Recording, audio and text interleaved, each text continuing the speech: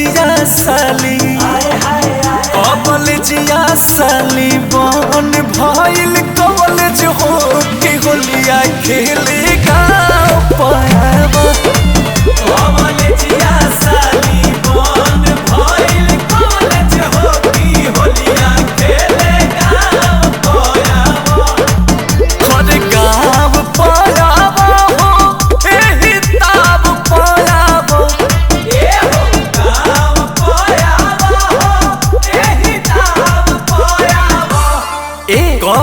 जिया साली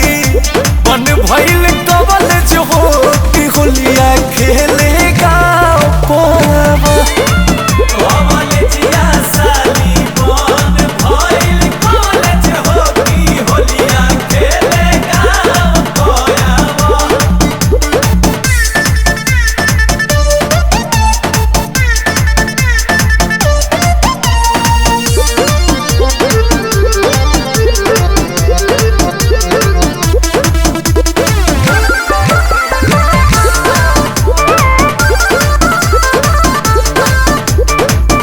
असभर खातिर कहतानी भेरी सारी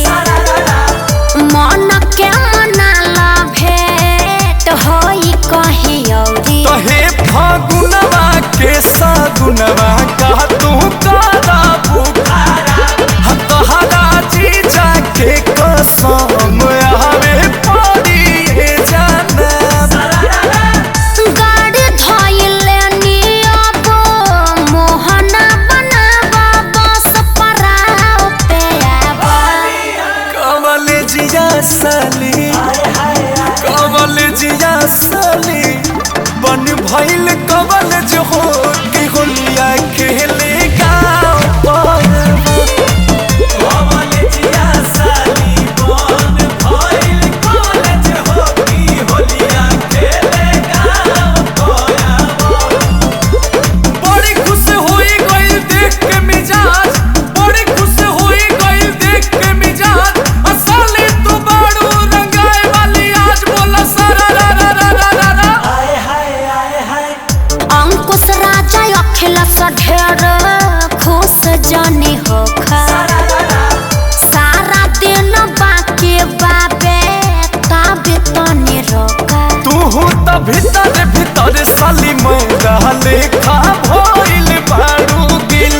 फगुनी बयार के लहार तू त करते होई वो फील सबक तो पूरा बाया रे रंगावा लगाबा सीधे छाछ पे आबा